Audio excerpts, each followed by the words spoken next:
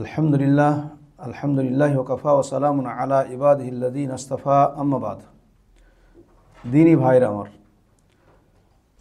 মহান রব্বুল আলামিনের অশেষ রহমত এবং দয়ায় তার বান্দার প্রতি যে তিনি তার নেক বান্দাদের জন্য বিশেষ কিছু সময়, গুরুত্বপূর্ণ সময় রেখেছেন বা নির্ধারণ করে রেখেছেন, যেই সময়গুলোর ভিতরে আমরা অল্প ইবাদত করে বা অল্প সময়ের ভিতরে আমরা সামান্য কিছু ইবাদত করে একটি গুরুত্বপূর্ণ এবং আল্লাহ রাব্বুল আলামিনের নৈকট্য লাভ করতে পারি। সেই সময়গুলির ভিতরে একটি সময় হলো জিলহজ মাসের প্রথম 10 দিন। এই জিলহজ মাসের প্রথম 10 দিনের গুরুত্ব এত বেশি যে মহান রব্বুল আলামিন কোরআনুল কারীমের ভিতরে এর কসম করেছেন। আল্লাহ তাআলা বলেন, ওয়াল ফজর ওয়া লায়ালিন আশর, ফজরের সময়ের কসম এবং 10 রাত্রির কসম। এই 10 রাত্রি কোন সময়কে বোঝানো হয়েছে? ইবনে কাসির রহমতুল্লাহ আলাইহি বলেন, ইবনে আব্বাস রাদিয়াল্লাহু তাআলা আনহু থেকে বর্ণনা করে যে এই 10 রাত্রি হলো জিলহজ মাসের প্রথম 10 দিন। তাফসীর ইবনে কাসিরে এটাই বোঝানো হয়েছে। আসুন আমরা জেনে নিই যে এই 10 দিনের ভিতরের আমলের ফজিলত কি। এই 10 দিনের আমলের ফজিলত সম্পর্কে নবী করিম সাল্লাল্লাহু আলাইহি সাল্লাম বলছেন, মা মিন আইয়ামিন আল আমালুস সালিহ ফিহিন্না আহাব্বু ইলাল্লাহি মিন হাযিল আইয়াম আল আশর। فقالوا يا رسول الله ولا الجهاد في سبيل الله؟ فقال رسول الله صلى الله عليه وسلم ولا الجهاد في سبيل الله إلا رجل خرج بنفسه وماله فلم يرجع من ذلك بشيء। রাওয়াহু তিরমিজি। নবী করিম সাল্লাল্লাহু আলাইহি সাল্লাম এই 10 দিনের ফজিলত বর্ণনা করতে গিয়ে বলেন যে এই 10 দিনের আমল, মা মিন আইয়ামিন আল আমালুস সালিহ, জিলহজ মাসের প্রথম 10 দিনের নেক আমল থেকে আল্লাহর নিকট অধিক প্রিয় আমল আর কোনো আমল নেই, আর কোনো দিনের আমল নেই। সাহাবায়ে কিরামগণ জিজ্ঞাসা করলেন, ইয়া রাসূলুল্লাহ, আল্লাহর পথে জিহাদও নয়, অর্থাৎ আল্লাহর পথে জিহাদের থেকেও কি উত্তম এই 10 দিনের বাড়িতে বসে বসে 10 দিনের আমল বা নেক আমল? মহান রব্বুল আলামিন রাসূল সাল্লাল্লাহু আলাইহি সাল্লাম তিনি বললেন, আল্লাহর পথে জিহাদও নয়, তবে হ্যাঁ ওই ব্যক্তি এর ব্যতিক্রম, যে ব্যক্তি নিজস্ব মাল ধন বা নিজস্ব জান মাল নিয়ে আল্লাহর রাস্তায় জিহাদে অগ্রসর হয়েছে, জিহাদে চলে গেছে এবং সেই জিহাদ থেকে আর সে ফিরে আসে নাই, অর্থাৎ সে শহীদ হয়ে গেছে, তার ব্যাপারটা আলাদা। কিন্তু শহীদ না হয়ে জিহাদ থেকে ফিরে আসার থেকে এই 10 দিনের নেক আমল আল্লাহর কাছে তার থেকেও প্রিয় আমল। বুখারী শরীফের ভিতরে এই বিষয়ে আলোচনা হয়েছে, জিলহজ মাসের প্রথম 10 দিনের আমল থেকে উত্তম আমল আর কোনো আমলই নেই। আল্লাহ রসুলকে জিজ্ঞাসা করলেন, সাহাবায়ে কেরাম, জিহাদও নয়? তো তিনি বললেন, হ্যাঁ জিহাদও নয়, তবে ওই ব্যক্তি এর ব্যতিক্রম যারা ধ্বংসের মুখে জেনেও জিহাদে অগ্রসর হয় এবং তার থেকে কিছুই ফিরে না আসে। যাই হোক, এই 10 দিনের আমল অনেক গুরুত্বপূর্ণ আমল। এই 10 দিনে যে কোনো নেক আমল করবেন। এই 10 দিনের আমল এত গুরুত্ব কেন? ইবনে হাজার আসকালানী রাহমাতুল্লাহি আলাইহি বলেছেন, এই জন্য হতে পারে যে এই 10 দিনের ভিতরে আমল মেন আমল, শরীয়তের মেন যত রকমের আমল আছে সবগুলো আমল একত্রিত হয়েছে। এই জন্য এই 10 দিনের আমলের গুরুত্ব অত্যন্ত বেশি। এই 10 দিনের ভিতরে আপনি হজ করতে পারবেন, উমরা করতে পারবেন, দান সাদকা করতে পারবেন, জিহাদ করতে পারবেন, নফল রোজা রাখতে পারবেন, সমস্ত রকমের আমল আপনি করতে পারবেন। কিন্তু অন্য দিনগুলোতে অন্য আমল করতে পারবেন, কিন্তু হজ করতে পারবেন না। কিন্তু এই 10 দিনের ভিতরে হজও আছে। যাই হোক, এই 10 দিনের ফজিলতের ভিতরে অনেকগুলো ফজিলত আছে।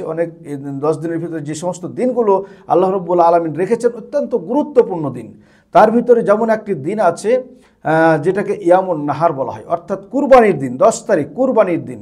এই কুরবানির দিন এবং তারপরের দিনগুলোকে বলা হয় ইয়ামুল কির। তো এই 10 দিনের ভিতরে এই দিনগুলো আছে।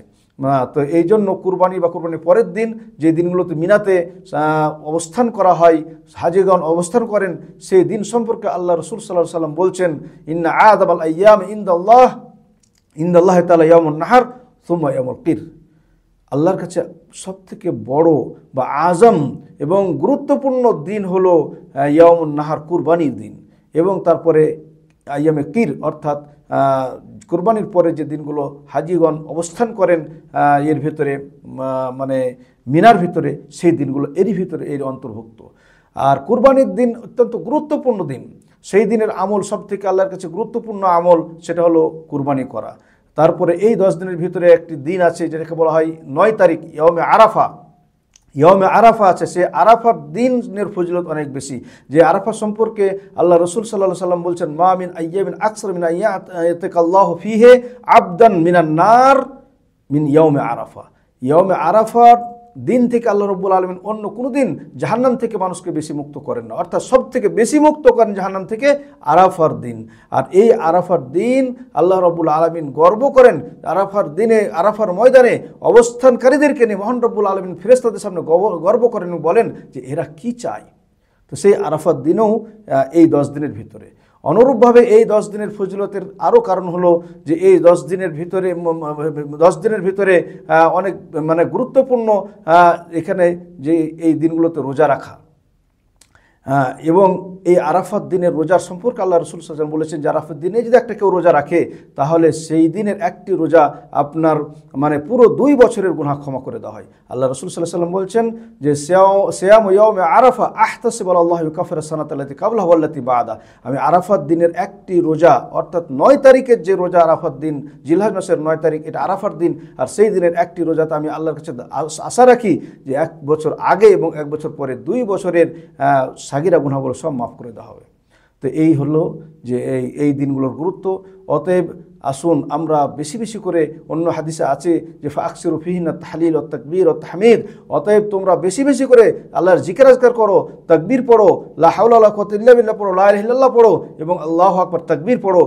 এই দিনগুলোতে বেশি বেশি করে জিকির আজকার, তাসবিহ তাহলিল এবং নফল ইবাদতের মাধ্যমে এই দিনগুলোকে যেন আমরা বরণ করি। নবী করিম সাল্লাল্লাহু আলাইহি সাল্লাম এই দিনগুলোকে এত মানে বেশি বেশি করে ইবাদত করতেন, বলা হয়েছে যে তিনি 1 তারিখ থেকে নিয়ে 9 তারিখ পর্যন্ত অধিকাংশ বছর তিনি রোজা রাখতেন। আর এই দিনগুলোর ভিতরে হজ আছে, এই দিনগুলোর ভিতরে হজের একটা গুরুত্বপূর্ণ সময় আছে। যেই একটি হজের সম্পর্কে যদি কেউ আমল করে, বিশেষ করে এই দিনগুলোতে যে সমস্ত আমলগুলো আমাদের করা দরকার, আসুন আমরা জেনে নিই কয়েকটি আমল। বিশেষ করে যদি সম্ভব হয় তাহলে হজ এবং উমরা পালন করবেন, কারণ এটি গুরুত্বপূর্ণ আমল এই দিনের।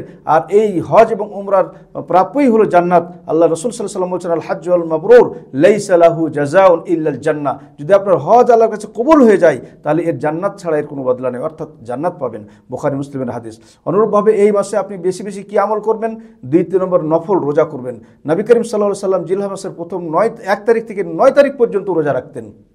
তো আপনিও বেশি বেশি করে রোজা রাখবেন, কারণ রোজা একটা গুরুত্বপূর্ণ আমল, নফল রোজা একটা গুরুত্বপূর্ণ আমল। বা আমাদের উচিত যে আমরা বেশি বেশি করে নফল রোজা রাখি, কারণ নফল রোজা রাখলে আল্লাহ রাসূল সাল্লাল্লাহু আলাইহি ওয়াসাল্লাম বলছেন যে ব্যক্তি নফল রোজা রাখেন আল্লাহ সন্তুষ্টি লাভের জন্য, তাকে 70 বছরের পর জাহান্নাম থেকে দূরে করে দেওয়া হয়।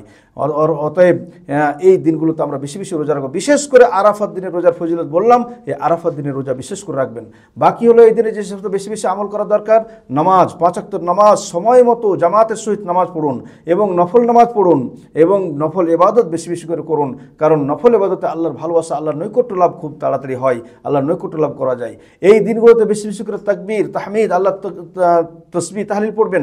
বিশেষ করে তাকবীর, এই দিনগুলোর সময় বেশি বেশি করে তাকবীর পড়বেন। তাকবীরের কথা বলা হয়েছে হাদিসে যে আল্লাহু আকবার, আল্লাহু আকবার, লা ইলাহা ইল্লাল্লাহ, আল্লাহু আকবার, আল্লাহু আকবার, ওয়ালিল্লাহিল হামদ। এই তাকবীর আপনি বেশি বেশি করে পড়বেন। আর এই তাকবীর পড়ার 2টো নিয়ম। প্রথমত হচ্ছে যে জিলহজ মাসের 1ম তারিখ থেকে নিয়ে আরাফার দিন পর্যন্ত যে সময়, যে কোনো সময় আপনি এই তাকবীরগুলো পড়তে পারেন, এটাকে তাকবীরে মুতলাক বলা হয়। আর এই দ্বিতীয় তাকবীরে মুকাইয়্যাদ যেটা বলা হয়, সেটা হলো যে আরাফার দিনের ফজরের পর থেকে নিয়ে 13ই জিলহজের আসর পর্যন্ত প্রত্যেক নামাজের পরে পরে এই তাকবীরগুলোকে পড়া, এটাকে তাকবীরে মুকাইয়্যাদ বলা হয়। অতএব জিলহজ মাসের প্রথম 10 দিনের গুরুত্ব আরও অনেক জিনিস আছে।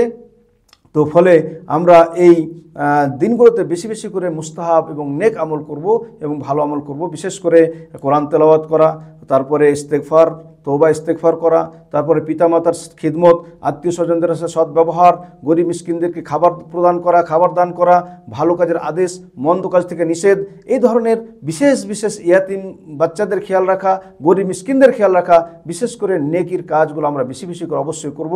আল্লাহ রাব্বুল আলামিন আমাদের প্রত্যেককে তৌফিক দান করুন যেন এই দিনগুলোকে আমরা বরণ করতে পারি এবং এই দিনগুলোতে বেশি বেশি করে আমল করে আল্লাহ রাব্বুল আলামিনের নৈকট্য লাভ করতে পারি।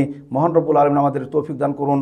বিশেষভাবে পরে আপনাদের সামনে আরেকটি বিষয়, বিশেষ করে 9 তারিখে আরাফাত দিনের যে রোজা, সেই রোজা সম্পর্কে বিশেষ আরেকটি আমি ভিডিও আপনাদের জন্য তৈরি করব ইনশাআল্লাহ, এবং সেটাও আশা করি আপনারা শুনবেন এবং তার ফজিলত জানবেন এবং বিশেষভাবে তার উপরে আমল করার চেষ্টা করবেন। মহান রব্বুল আলামিন আমাদের আমল করার তৌফিক দান করুন, আমিন।